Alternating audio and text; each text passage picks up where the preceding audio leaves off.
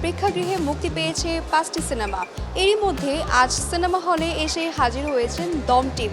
Cinema মুক্তির পর তাদের অনুভূতি কি, চলুন শুনে আসি। আমার কাছে মনে হয় দম টিম থেকে আমি সবথেকে বড় ঈদের আগেই সালামি পেয়ে গেছি, সেটা হচ্ছে দম, যেটা কিনা আমার জন্য কোনো টাকা পয়সা ম্যাটার না।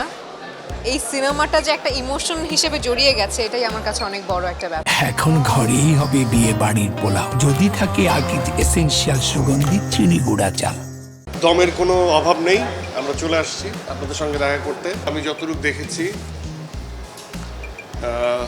অডিয়েন্সদের এক্সপ্রেশন অ্যান্ড তাদের reactions very good so far. Bangla cinema কিন্তু অনেক ভালো জায়গায় যাচ্ছে এবং ইন্টারন্যাশনালিও বাংলাদেশকে রিপ্রেজেন্ট করার মতো সিনেমা আমরা করতে পারছি। প্রাউডলি বলতে পারবে যে আমাদের বাংলাদেশের ফিল্মের আন্ডারস্ট্যান্ডিংয়ের জায়গা থেকে বাংলাদেশের ফিল্ম এমন হওয়া উচিত যেটা আমরা বিশ্বের দরবারে যে ফিল্ম নিয়ে আমরা হাজির হতে পারবো। পূজা অনেক উঁচু একটা ডিউনে উঠতে হয়েছিল, ওইটাতে উঠে যে ওর তো ব্রিদিং প্রবলেম আছে, উপরে যে ব্রিদিং প্রবলেম হওয়া শুরু করছিল। আমি মনে করি এই সিনেমাটা বাংলা সিনেমায় এটা একটা আরেকটা ধাপ। আপনাদের ঈদের আমেজটা আরও বাড়িয়ে দেওয়ার জন্য দম ইজ মানে পারফেক্ট মুভি।